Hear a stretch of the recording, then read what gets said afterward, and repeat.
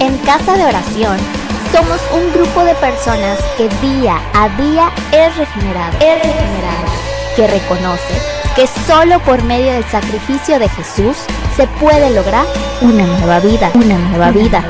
Queremos compartir las virtudes de Jesús con amor y obediencia. Amor, gozo, paz, paciencia. Que nos llamó y nos trajo a su luz, anunciando las buenas nuevas de salvación. En unidad, bondad, encontrando la verdad, predicando una sola palabra para todo ser humano en este mundo. Mansedumbre y blanca. Ven, te invitamos a ser parte, siendo lo visible de un Dios invisible, aprendiendo a cuidarnos, amarnos y fortalecernos en la fe.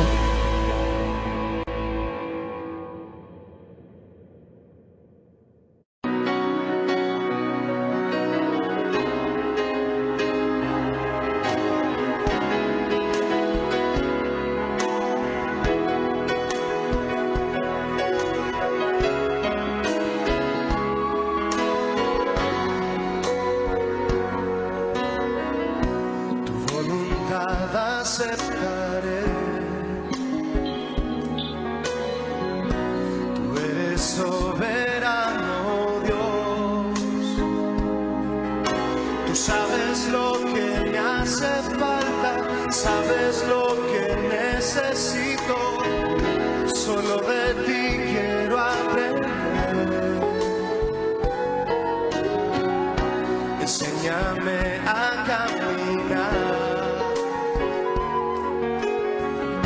Quiero confiar en ti, Señor. Mi vida quiero que gobiernes. No tengo más que ofrecerte. Acepta hoy todo mi ser. Con tus manos, Señor, tómame. Como barro moldea mi ser. Todo lo que estorbe de mi vida quitaré. Haz en mí lo que quieras, Señor. En tus manos, Señor, tómame. Y como barro moldea mi ser. Todo lo que estorbe de mi vida.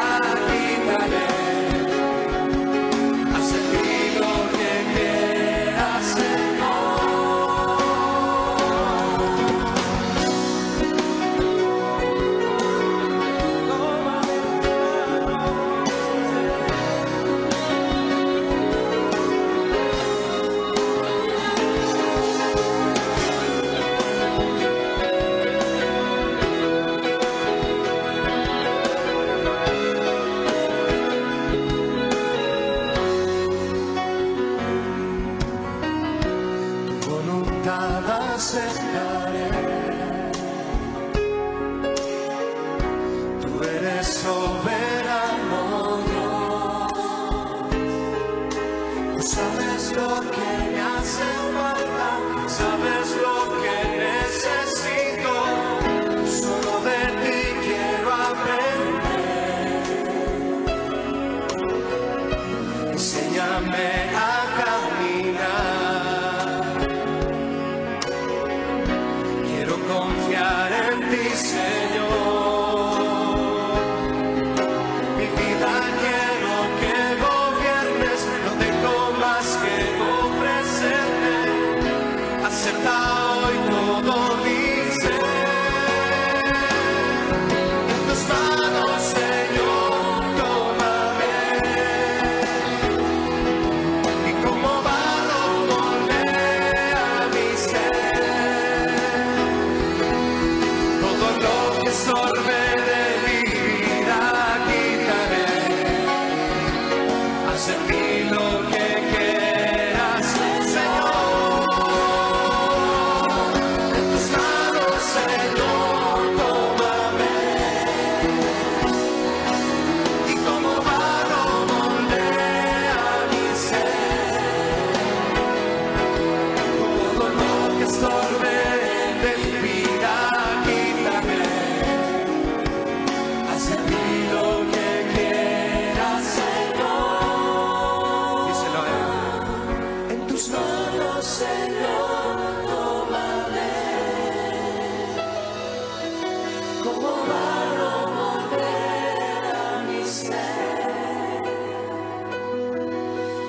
lo estorbe de mi vida yo quitaré.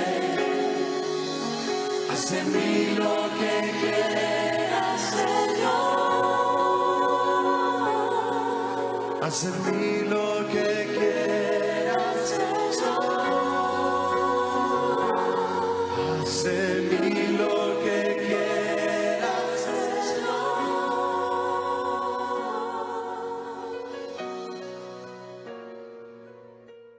Formados, teniendo una nueva vida y sobre todo esto, una nueva forma de pensar.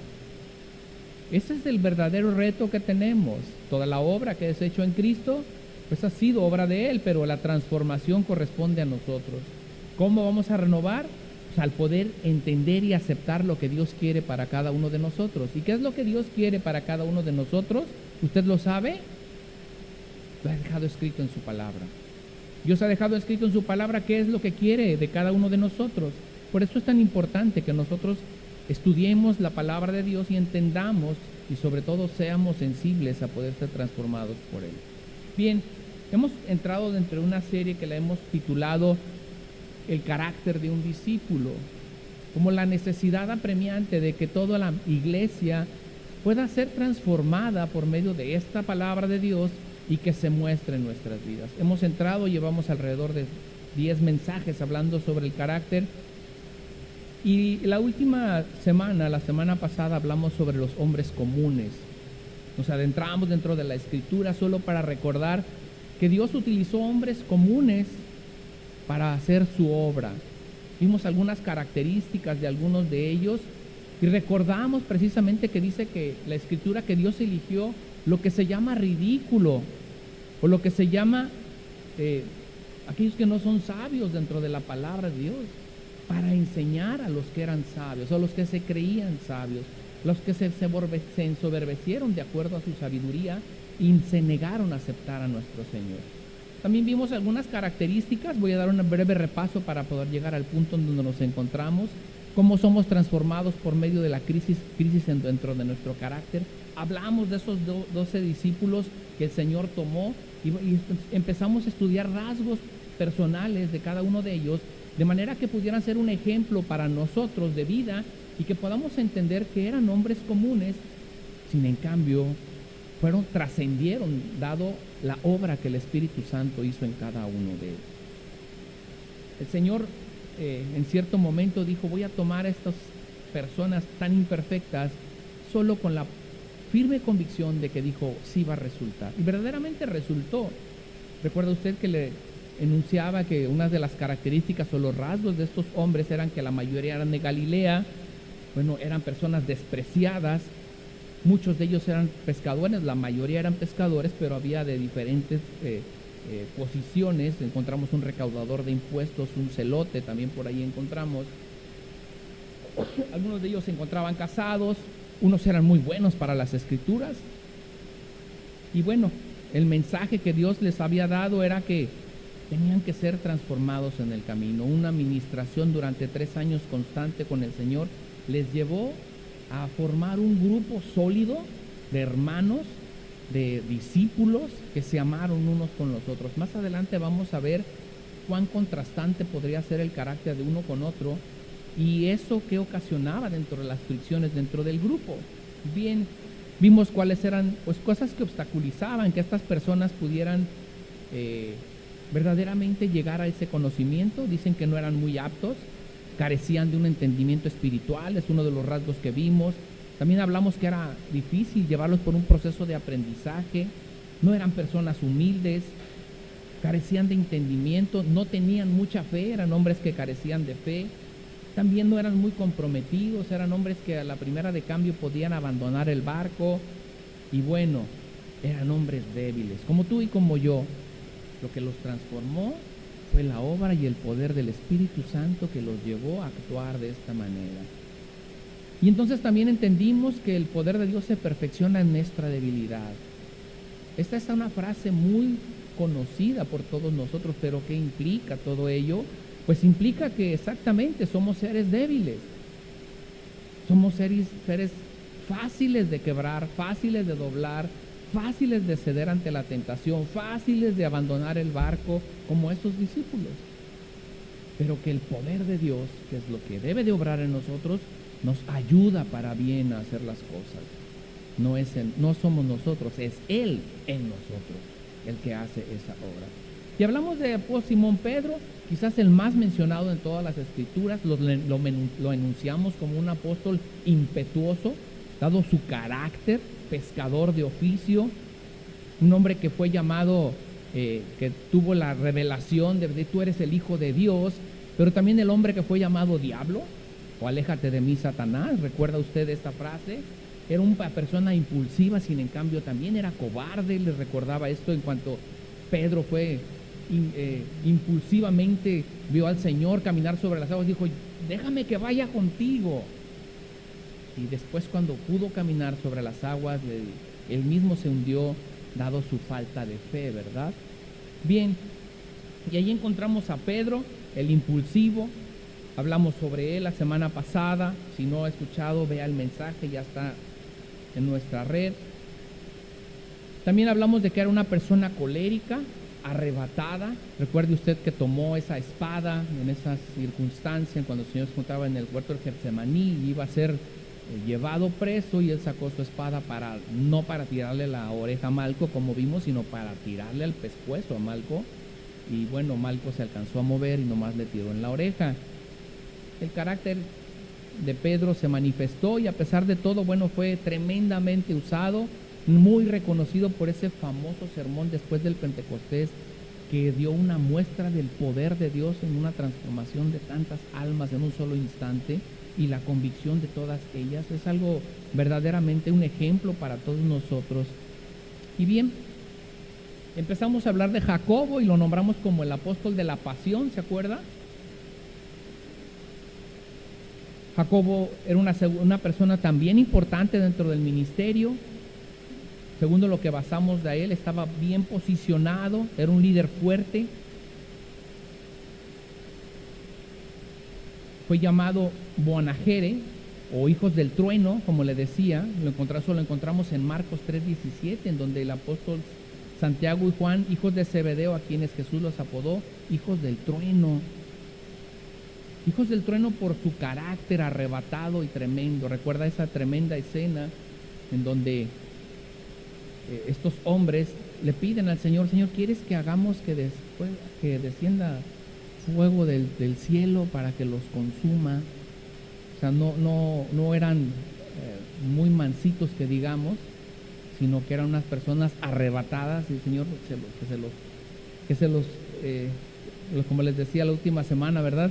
Señor, o vienes por ellos o te los mando, ¿verdad?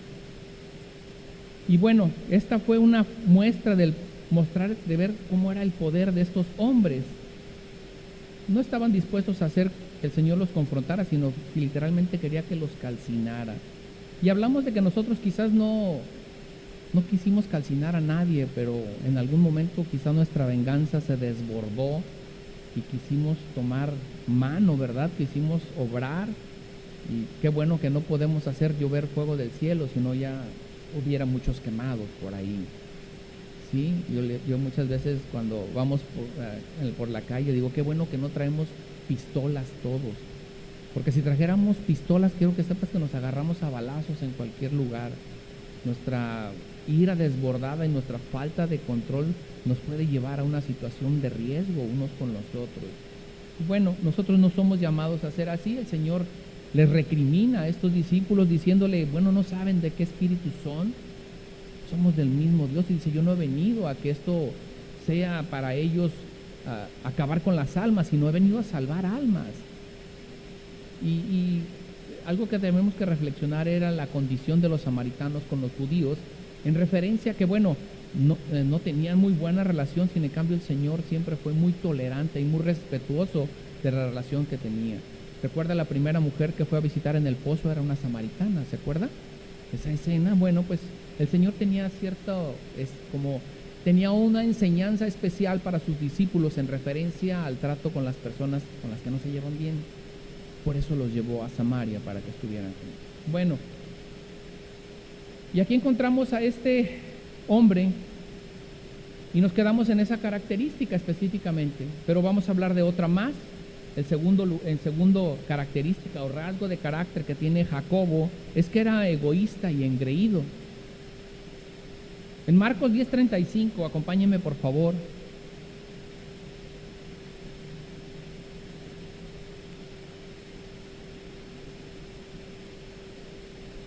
Marcos 10:35, en Nueva Traducción Viviente, dice así: entonces Santiago y Juan se le acercaron y dijeron: Maestro, queremos que nos hagas un favor. ¿Cuál es la petición?, preguntó él. Ellos contestaron: cuando te sientes en tu trono glorioso, nosotros queremos sentarnos en lugares de honor a tu lado, uno a tu derecha y otro a tu izquierda. Queremos sentarnos en lugares de honor. ¿Qué les parece? En otras palabras, ellos quisieron decir esto: Señor, lo que te queremos pedir, no lo tomes a mal. Sabemos que no somos los únicos de tu equipo. Sabemos que también amas a todos los demás, pero Juan y yo somos tu familia. Somos primos hermanos, hijos de tu tío Zebedeo, cuñado de tu madre. Ella es nuestra tía. Así que quisiéramos pedirte una consideración muy especial, que cuando estemos en tu reino nos des un poquito más de honor. Ponme a mí a tu derecha y a mi hermanito Juan a la izquierda. Te lo vamos a agradecer mucho. Jacobo es el prototipo de muchos que no están conformes con lo que Dios les ha dado y lamentablemente están dispuestos a pisar a sus compañeros con tal de obtener una posición más alta dentro de un grupo. ¿Qué creen que le respondió Jesús a sus primos? En el versículo 38 dice: no saben lo que piden. ¿Acaso pueden beber la copa amarga del sufrimiento que yo estoy a punto de beber? ¿Acaso pueden ser bautizados con el bautizo del sufrimiento con el cual yo tengo que ser bautizado? Y eso es algo que debemos de reflexionar. Mucha gente busca posiciones de honor, ser reconocidos por la gente, pero la verdad no saben lo que piden. Mucha gente que ha llegado a tener un ministerio grande, o que trabaja en la obra, o que trabaja en un ministerio dentro de una iglesia, tiene un trabajo más grande que un miembro común. Tiene que hacer más sacrificios. Esa es una acción necia y ambiciosa. Ellos contestaron: podemos, Señor, podemos pasar por eso. Realmente esta situación o esta declaración que realizan estos dos hombres suscitó un problema dentro de los discípulos, dentro del grupo de los discípulos suscitó un problema, porque los otros 10 escucharon lo que estos hombres habían dicho, y empezaron a discutir quiénes merecían mayor lugar o mayor privilegio entre ellos. ¿Recuerda usted? En Lucas 22:24 enuncia la palabra de Dios que en la última cena estaban discutiendo, dice, después comenzaron a discutir quién sería el más importante entre ellos. Como una acción de reconocimiento. Porque a la gente, ¿qué cree? Le gusta el reconocimiento. Hay gente que si no es reconocida, no se siente valorada. Hay ministerios dentro de la iglesia que usted no ve. ¿Sabía que hay un ministerio de intercesión? ¿Usted conocía eso? ¿Usted sabía que hay hermanas que se levantan a las 4 de la mañana para orar por usted y por mí? Ese no se ve, ¿verdad, hermanos? Ese no se escucha, ese no es como la alabanza o el que predica. Ese no tiene un reconocimiento. He aquí entonces, en Marcos 10:41, el Señor Jesucristo está aleccionando a sus discípulos y toma esta acción. Dice: cuando los otros 10 discípulos, Marcos 10:41, oyeron lo que Santiago y Juan habían pedido, se indignaron, dice. Así que Jesús les reunió a todos y les dijo: ustedes saben que los gobernantes de este mundo tratan a su pueblo con prepotencia y los funcionarios hacen alarde de su autoridad frente a sus súbditos. en el 43. Pero entre ustedes será diferente. El que quiera ser el líder entre ustedes deberá ser, ¿qué dice? Sirviente. Entonces, si usted quiere tener un lugar de posición, ¿qué es lo que debe de ser? Un sirviente. La posición de líder dentro, de posición de encargado de un ministerio, es la oportunidad, es una oportunidad más de servir a otros. Entre más alto escalemos dentro de la iglesia, más tenemos que estar dispuestos a servir. Es exactamente inverso a como es en el mundo. En el mundo, entre más escalas, más quieres mandar a otros, más quieres que otros cumplan. Sin en cambio, el Señor nos está enseñando cuál debe de ser la actitud de aquel que quiere considerarse un líder. Servir a otros. ¿Qué aprendemos de esto? Que muchos solo piensan en su grandeza, en su éxito, en su reconocimiento, en su posición dentro de un grupo, pero ni tantito se ponen a pensar que para alcanzar esos grupos, esas posiciones de preeminencia o de reconocimiento, tienen que pagar un precio muy alto. El precio es ser siervos de los demás. Ese es el precio que tenemos que pagar. Estar dispuesto a servir a otros. Jesús sigue hablando a muchos que aspiran. Yo quiero ser como Él. ¿Sí? Yo quiero tener el ministerio de 1,000 personas, 5,000, una iglesia de 5,000. Imagínese servir a 5,000 almas. Imagínese lo que es esa carga. Entonces muchas veces no sabemos ni lo que pedimos. El Señor nos da conforme a nuestras capacidades y nos va enseñando y nos va ministrando. Jacobo quería la corona de gloria y Jesús le dio la corona del sufrimiento. Jacobo quería poder y Jesús le dio la función de servir. Él quería un lugar de preeminencia y Jesús le dio la tumba como un mártir. Él quería gobernar y Jesús le dio una espada, no para empuñarla, sino que para esa espada fuera instrumento de su propia ejecución. 14 años después de esto, Jacobo sería el primero de los 12 que sería muerto por su fe. A pesar de todo lo que acabo de decirle, Jacobo también fue una de las columnas de la iglesia en Jerusalén. Fue llamado a ser pescador de hombres, dejó todo por seguir a Jesús, fue uno de los 3 integrantes del grupo especial de sus discípulos, fue testigo de la pesca milagrosa y la resurrección, fue el único de los 12 discípulos que se registra en la Escritura que murió por su fe. Fue testigo de la gloria de Jesús en el monte de la transfiguración. Jacobo estuvo entre los 4 discípulos que privadamente hicieron preguntas en el monte de los olivos. También aparece incluido de nuevo con Juan y Pedro cuando el Señor ungió a los 3 para orar en el huerto de Getsemaní.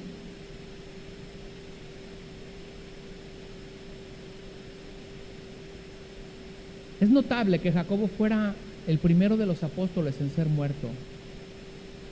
De hecho, es el único apóstol en que la Escritura nos dice claramente que fue muerto.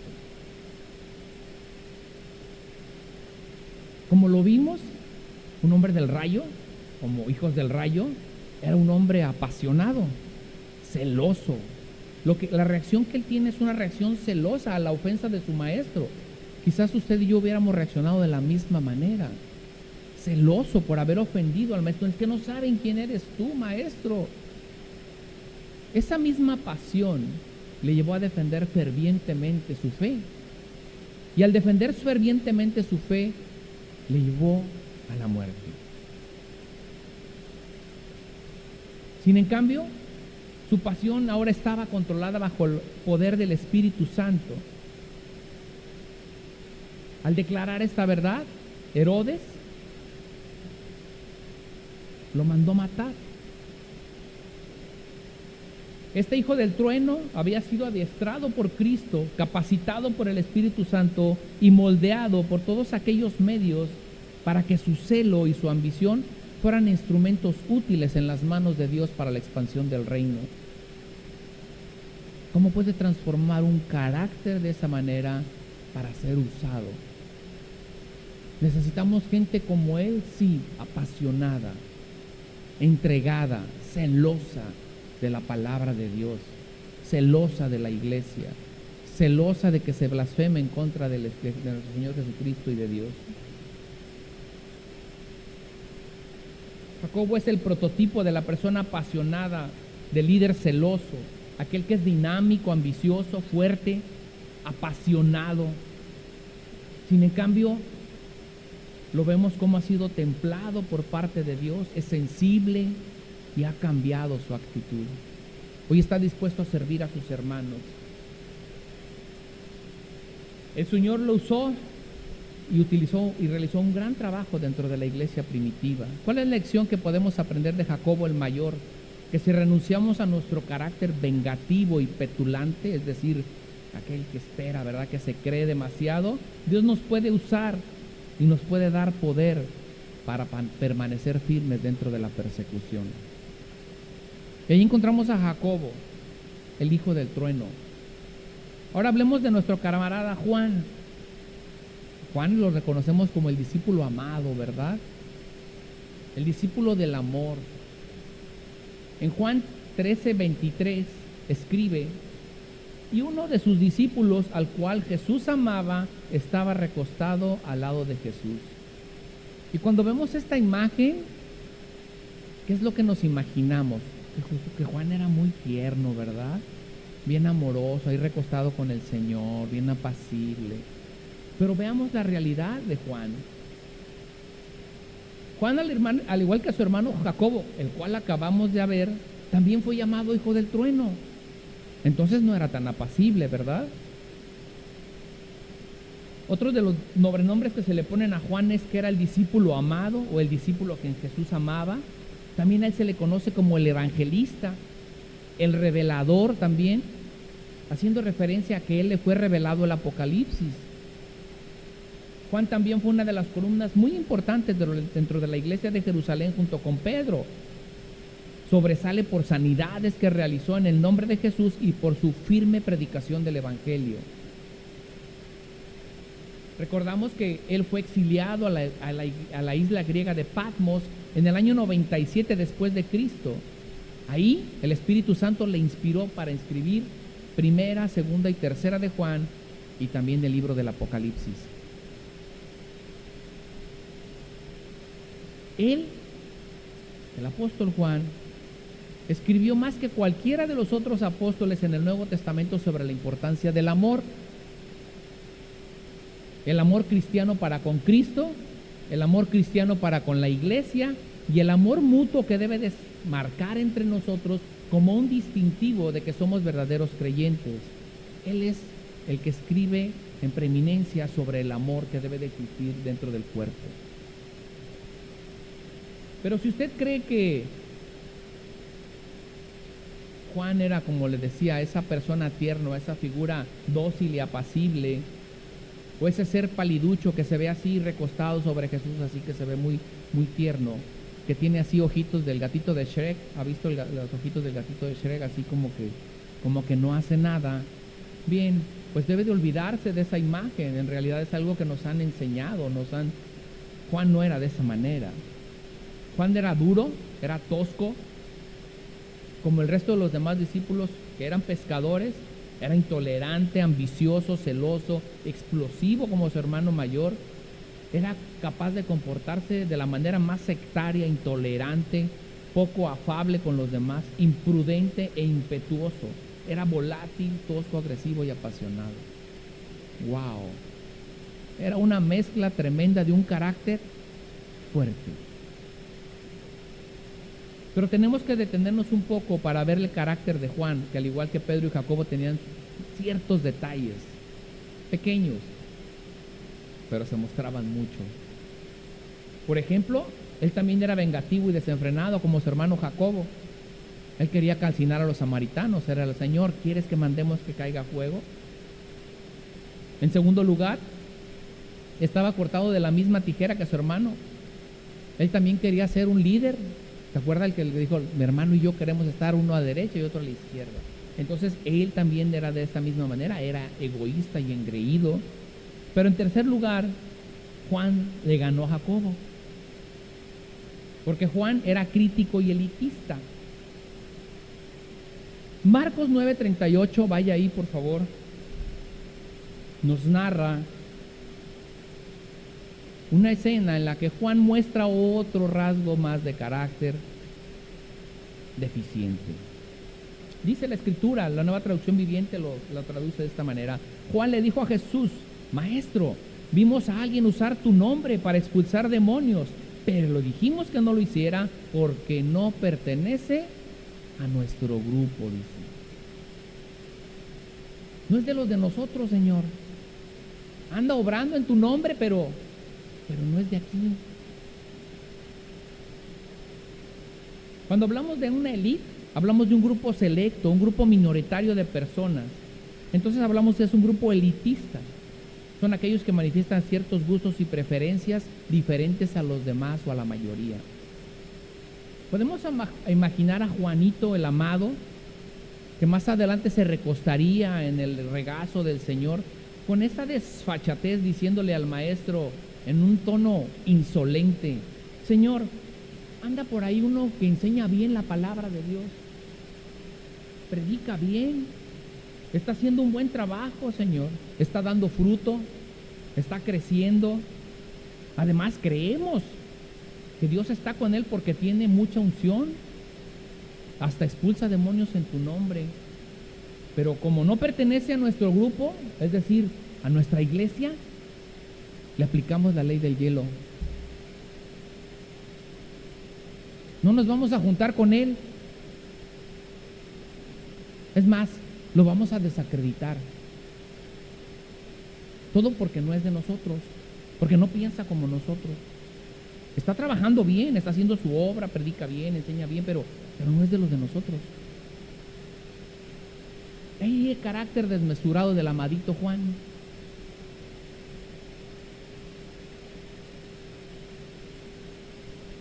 Reprender a alguien por ministrar en el nombre de Jesús solo porque no pertenece a cierto grupo, solo muestra una intolerancia, ese carácter de ser un hijo del trueno. Estrechez de mente es lo que podemos observar aquí, la ambición y el deseo de tener todo controlado. Solo nosotros tenemos el privilegio de predicar a Jesucristo, ¿en verdad? ¿Solo nosotros? No, hermano, no solo nosotros.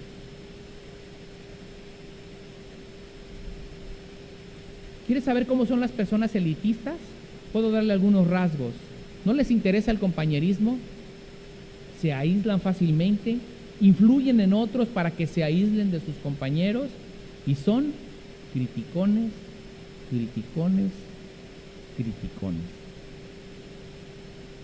Saben encontrar perfectamente la falla en otro lugar. Miren la respuesta que le dio Jesús a Juan: no hagas eso. Nadie que haga un milagro en mi nombre puede hablar mal de mí, dice en el versículo 39.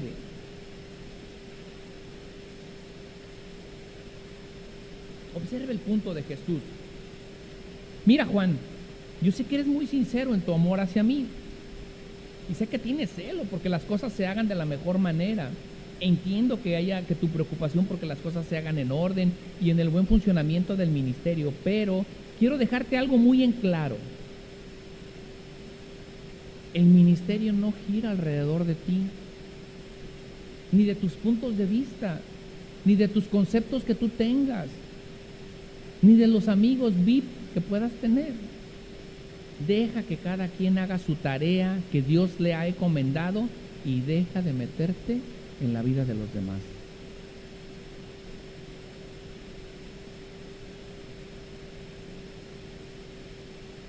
¿Sabe cuánto daño ha hecho el elitismo dentro de las iglesias?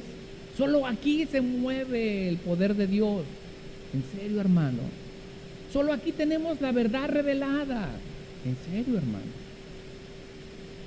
Solo aquí existen sanidades y todo lo que podemos ver. En serio, hermano. ¿Solo? ¿Usted puede hablar de esa manera? ¿Podemos hablar de esa manera? ¿Podemos tener un Dios exclusivo? Qué lamentable es esto. Dios se manifiesta donde Él quiere. Donde se le alaba, sí. Donde se le busca, sí. En cada corazón que hay un verdadero reconocimiento a la obra de Cristo, ahí está el Señor. ¿Por qué creemos que es exclusivo de nosotros? Dios nos libre, hermano, de caer en una condición como esa y creer que solo aquí se predica una buena palabra. En muchos lugares, hermano, se predica mejor palabra que aquí. Yo lo he escuchado. Por su misericordia aquí estamos y el Señor nos permite ser usados para su obra. Y eso no tenemos que afanarnos ni mostrarnos orgullosos de ello. Juan también fue testigo de la transfiguración de Jesús. Fue enviado a preparar el aposento alto en la última cena. A pesar de todo esto, Juan fue utilizado por el Señor. Fue aquel que se reclinó en el pecho del Señor durante la última cena. Al pie de la cruz, Jesús le otorgó la responsabilidad de cuidar a María, su madre. Fue el discípulo que corrió más rápido que Pedro para ver la tumba vacía. Fue el testigo de la pesca milagrosa y fue el escritor del libro con mayor contenido de revelación en los fines de los tiempos, el Apocalipsis. ¿Qué nos enseña en todo esto, hermano? Nos enseña que Dios utiliza y transforma personas con caracteres deficientes como tú y como yo de esta manera. 3 años pasaron de Jesús con Juan y pudo transformar ese fanático centrado en sí mismo en un hombre maduro y equilibrado. 3 años cambiaron la vida de ser un hombre hijo del trueno a ser un apóstol del amor. En todos aquellos puntos en donde Juan requería reequilibrio, Jesús le dio ese equilibrio y lo transformó en un anciano apaciente, diligente de la iglesia primitiva. Juan envejeció bien, dice la Escritura, bajo el control del Espíritu Santo. Debemos de comparar a este joven discípulo con este anciano patriarca que maduró. Es un ejemplo formidable de lo que nos puede ocurrir a todos nosotros cuando crecemos en Cristo. Todas nuestras deficiencias pueden ser transformadas en obras para el Señor. Debemos de dejar que el Señor nos perfeccione y perfeccione cada una de nuestras debilidades. Este reino, hermano, el reino al cual hemos llamado cada uno de nosotros, necesita hombres con valor, con ambición, hombres y mujeres, con ambición, entrega, pasión, firmeza, un celo por la verdad. Juan tenía todas estas cosas y logró hacer que explotara potencialmente todo ello. Necesitamos encontrar el equilibrio entre nuestro celo y el amor hacia los demás. ¿Cuál es la lección que aprendemos de Juan el Amado? Que el amor genuino de Jesucristo une, no divide. Si verdaderamente amamos a Dios, vamos a vivir en unidad. Cuando no hay amor, entonces encontramos división. ¿Amén? Bien, pasemos al siguiente. Ahora hablamos de nuestro camarada Andrés. Vaya por favor a Juan 1, 40 al 42. Cuando está ahí me dice amén, por favor.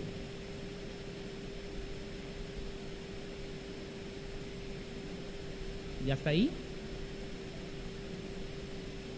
Andrés dice, hermano de Simón Pedro, era uno de los 2 que habían oído a Juan. ¿A cuál Juan? A Juan el Bautista. Y habían seguido a Jesús.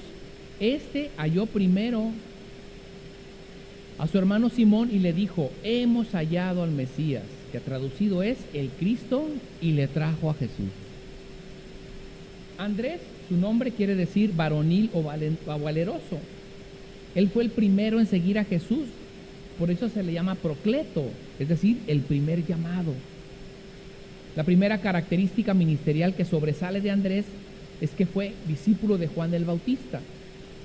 Dice que Juan el Bautista estaba preparando el camino para que llegara el Salvador y que cuando lo reconoció le dijo, he aquí el Cordero de Dios.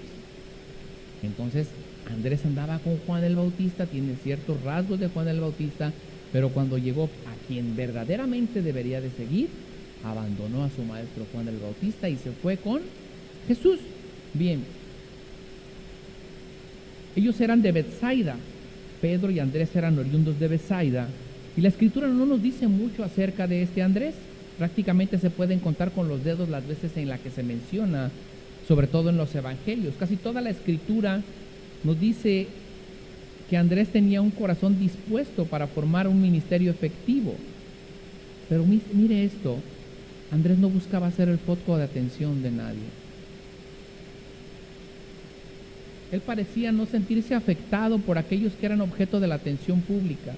Más bien era feliz por hacer con el llamado y los dones que Dios le había concedido para que los demás fueran más prominentes o fueran más vistos.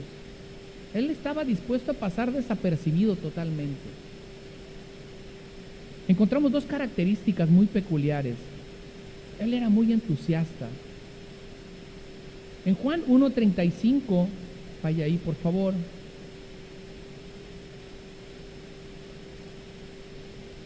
Vamos a leer. Dice, al día siguiente, Juan el Bautista estaba otra vez ahí con dos de sus discípulos y vio que Jesús pasaba y dijo, he aquí el Cordero de Dios. Y los dos discípulos le oyeron hablar y con entusiasmo siguieron a Jesús. Jesús se volvió y viendo que le seguían, les dijo, ¿qué buscáis? Ellos le preguntaron, Rabí, ¿dónde te hospedas? Él les dijo, venid y veréis. Entonces fueron y vieron donde se hospedaba y se quedaron con él aquel día.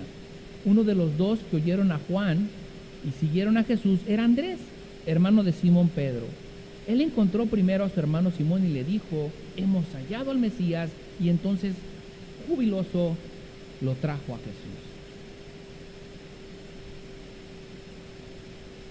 Dentro de esta oración que acabamos de leer, debemos de encontrar que hay varias partes en donde podemos encontrar que manifiesta júbilo de su parte Andrés al haber encontrado al Maestro. Juan estaba muy emocionado de conocer a Jesús. Dijo, he aquí el Cordero de Dios. Sintió muchas ganas de verlo, sintió ganas de llorar al verlo. Habló con su maestro Juan, le dice, tú sabes que yo admiraba a este hombre, que quería conocerlo, sabes que te respeto, Juan, como profeta, pero hay algo en mi interior que acaba de pasar, acabo de conocer al Cordero de Dios y hay un gran entusiasmo dentro de mí. Imagínese la felicidad que tuvo Juan el Bautista al ver que su discípulo Andrés estaba tan entusiasmado con Jesús. Es el gozo que usted y yo deberíamos de tener cuando compartimos a alguien las buenas nuevas. Un júbilo en nuestro corazón. El maestro Juan, el maestro de Andrés, Juan, jamás le dijo que él era el Mesías, que él estaba preparando el camino nada más.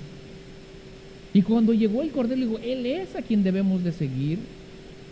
Así debe de suceder en nuestras vidas. Con júbilo, pues debemos de seguir al Señor.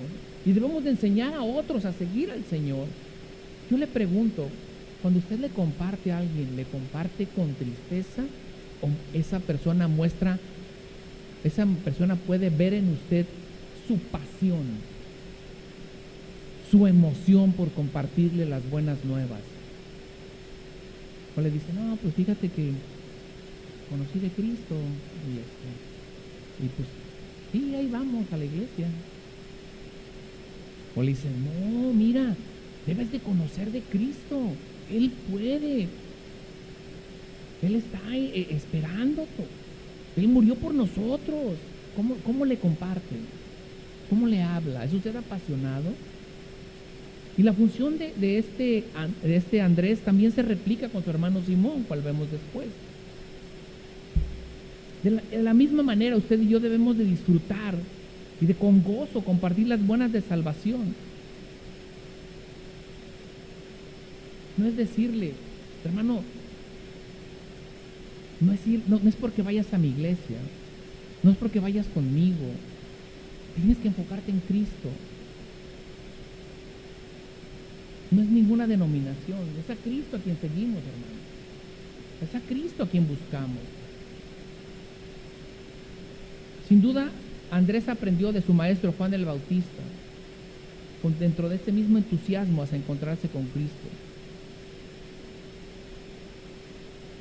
Le dijo: Andrés, Andrés, he aquí, el Cordero de Dios ha llegado. Y es que necesitamos mucho entusiasmo para poder disfrutar lo que estamos haciendo. Hoy en día, muchos no disfrutan lo que están haciendo. Se les fue el entusiasmo por la obra. Se les fue el entusiasmo por orar. Se les fue el entusiasmo por estudiar la palabra de Dios. Se les fue el entusiasmo por ir a la iglesia. Todo esto se les volvió una rutina, una costumbre, una religión. Religiosamente vienen a la iglesia todos los domingos. ¿Qué vas a hacer el domingo? Pues tengo que ir a la iglesia. Imagínense. Tengo que ir a la iglesia. ¿Tienes que ir o quieres ir a la iglesia?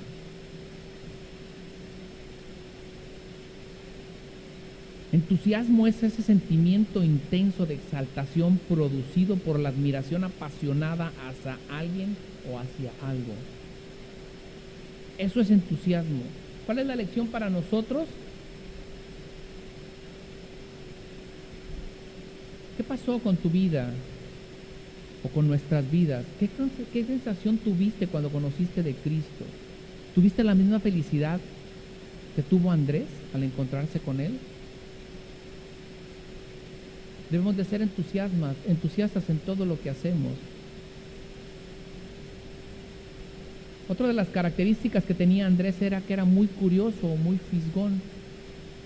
En el versículo 38 dice: Jesús le dijo a Andrés: ¿qué buscas?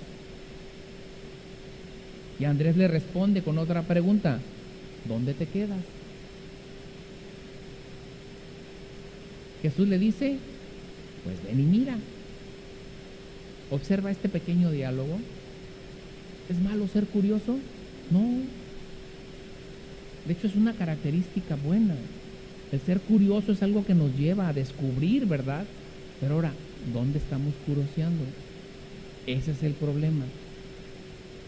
Podemos curiosear en lugares incorrectos, con las personas incorrectas, hasta con las doctrinas incorrectas. A ver, ¿qué dicen por acá? A ver qué dicen estos, a ver qué dicen los otros, a ver qué dicen aquellos. En lugar de eso, usted y yo debemos hacer lo que dice Andrés. Vayamos y preguntámosle al Señor, y digámosle: Señor, ¿dónde? ¿Dónde, Señor? La respuesta del Señor siempre será: ven y mira. Andrés fue el primer seguidor de Jesús. Él también se le hizo el llamado para ser un pescador de hombres. También fue enviado a predicar el reino de los cielos, para sanar a los enfermos, a limpiar leprosos, a resucitar muertos y a echar fuera demonios. También estuvo presente cuando Jesús se apareció a los discípulos después de la resurrección y fue el testigo de la ascensión de Jesús al cielo. Prominente. Algo que debemos de señalar específicamente de este hombre, Andrés, de este discípulo, de este apóstol, es que él apreció el valor de una sola alma. Si se da cuenta, él es el que llama a Simón Pedro, su hermano, pero el primero que tiene el contacto es él. A él se le reconoce por no traer multitudes, sino por acercar individuos. Casi no lo vemos mencionado en los evangelios, pero vemos en él la obra que ha hecho para llevar a su hermano a Cristo, esto como un acto individual. Todo el fruto del ministerio de Pedro puede ser fruto de la fidelidad de su hermano al testificarle a él. En realidad hay gente que solo ha convertido una sola alma en su vida. Y no que eso tenga que ser un récord, hermano. O sea, ya llevo tantos, ¿verdad? Y me ufano.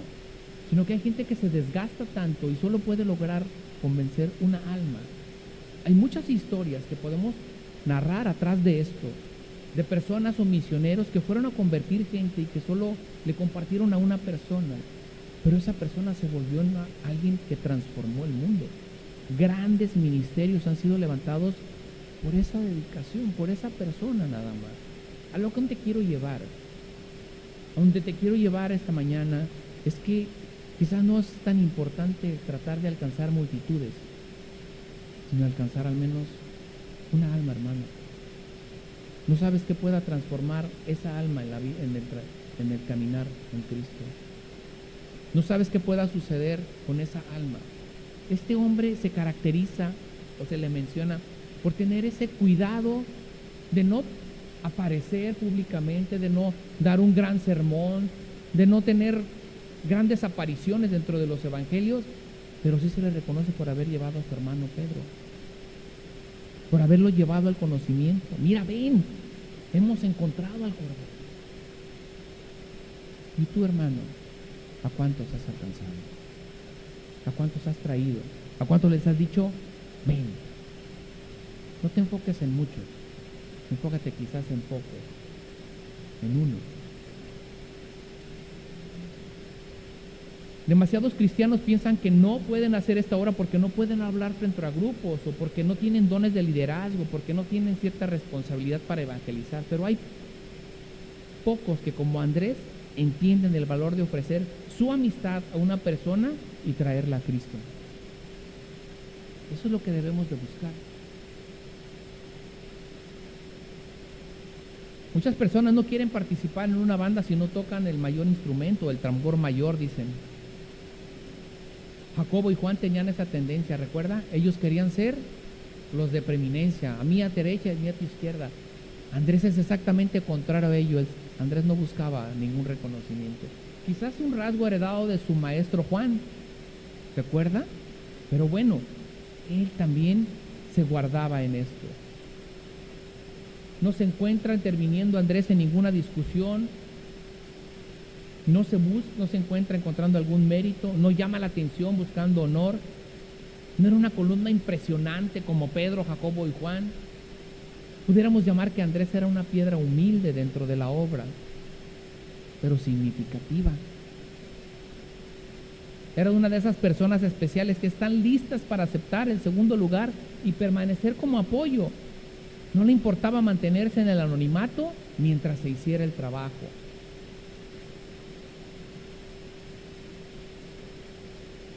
Hasta donde tenemos historia, Andrés nunca predicó a multitudes o fundó en alguna iglesia, nunca escribió una epístola, no es mencionado en el libro de los Hechos, ni en ninguna de las epístolas, más que alguna, él es más una silueta que un retrato, ¿verdad? Solo el contorno de una imagen, no un retrato bien plasmado. La tradición dice, no hay una veracidad dentro de la escritura, pero sin en cambio la historia o la tradición dice que llevó el evangelio al norte. Eusebio, el antiguo historiador de la iglesia, dice que llevó el evangelio a las zonas de Rusia, que también es el patrono en Escocia. Dice que finalmente fue crucificado en Acaya, o se presume que fue crucificado en Acaya, que está al sur de Grecia. Uno de los relatos narra que este hombre llevó a Cristo a la esposa de un gobernador de una provincia romana, y que esto lo enfureció de tal manera que por esta consecuencia fue muerto. Gracias a Dios y personas como Andrés, que son individuos silenciosos, que trabajan fielmente en la obra, que laboran en el anonimato, dando dones insignificantes y sacrificiales en todo momento. No buscan aparecer en la primera página, pero son hombres que trabajan arduamente para la obra del Señor. Quizás tú seas uno de ellos. Gracias. Gracias por hacer ese trabajo. La lección que aprendemos de Andrés es que el entusiasmo por Jesús nos dará grandes satisfacciones. Amén. Gloria al Señor. Avanzamos un poco.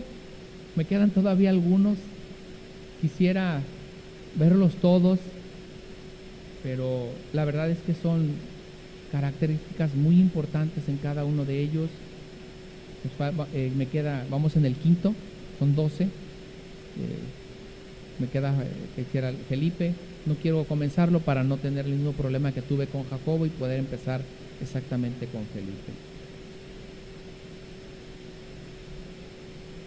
El Señor nos está llamando a moldear nuestro carácter con el propósito de podernos cimentar correctamente. Un carácter fuerte, un carácter quizás apacible como el de Andrés, o que no trate de figurar. No es que haya habido un error en el cálculo. El Señor nos ha dado el temperamento, como lo vimos en algún momento, que hoy usted y yo tenemos. No es un defecto, es un don. El problema es que tiene que ser transformado y moldeado. Hombres como acabamos de leer de Jacobo y Juan, Andrés, hombres arrebatados, con ese celo, necesita la iglesia para poder seguir avanzando. Apasionados por la obra, pero a la vez tiernos, porque no podemos pedir o no podemos obrar de la misma manera, tratando de calcinar o de mandar que le caiga un rayo, que caiga fuego sobre algunas personas que están en contra de la palabra. Quizás tú hayas tenido alguna experiencia tratando de compartir el evangelio y tus primeros intentos fueron agarrar a bibliazos a las personas y decirles: aquí dice, y la palabra de Dios enseña. Y en vez de generar una acción correcta para con esas personas, lo único que hiciste fue cerrar esa oportunidad. Debemos de ser sabios para poder compartir el evangelio. En todo momento tenemos que ministrar la palabra de Dios, sí. En todo momento tenemos que hablar de Jesucristo, pero tenemos que tener sabiduría y guianza del Espíritu Santo para hacer lo correcto. Yo le pregunto, ¿usted convence a alguien? No. A usted y a mí solo hemos sido enviados a predicar las buenas nuevas. La obra la realiza el Señor. El Señor es el que convenció tu corazón y mi corazón. El Señor es el que va a convencer el corazón de otras personas. Nosotros solo tenemos que presentar el Evangelio. Amén. Póngase de pie, por favor.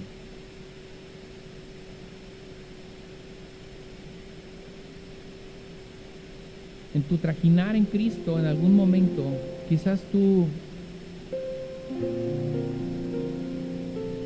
tomaste una actitud así como: Señor, es que no te quieren. Señor, no te quieren aceptar. Te están ofendiendo. Ofenden lo que tú eres. Quizás sería tiempo de que pidieras perdón al Señor. Señor, perdóname por haber actuado de esa manera.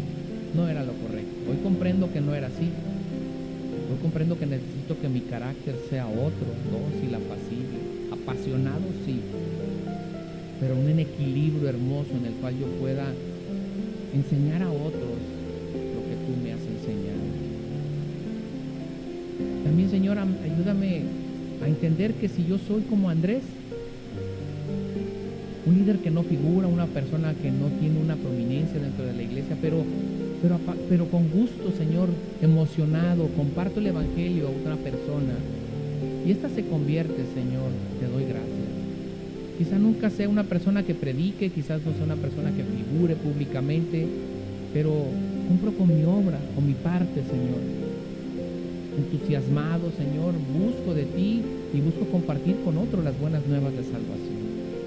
No sé cuál sea tu condición, tú sí sabes, y el Señor también. Y quizás tú tengas otra área en la que el Señor quieres que trabaje. Ya la detectaste, tú ya sabes cuál es y necesitas ser guiado por Dios. Necesitas ser transformado por Él. Pídele al Señor ahí donde estás y dile: Señor, ayúdame. Ayúdame, en verdad yo quiero ser útil para tu obra. Y hay imperfecciones en mí que estorban, Señor, que más de ayudar estorban. Ayúdame a que esto vaya quitándose de mi vida y que yo verdaderamente pueda dar un testimonio fiel, Señor, de lo que tú haces conmigo. Transforma mi carácter. Ayúdame a entender que hay una obra más importante que yo, que no soy tan importante como yo creo. Lo importante es que te conozcan a ti. Lo importante es que sepan de ti. Y para eso hacemos todo lo que hacemos, Señor. Te damos muchas gracias, Padre, en esta hermosa mañana. Te bendecimos, Señor, te glorificamos. Te pedimos que nos guardes, que bendigas a tus hijos, Señor. Que sigas trabajando en nosotros, en nuestros corazones, transformándonos, Señor.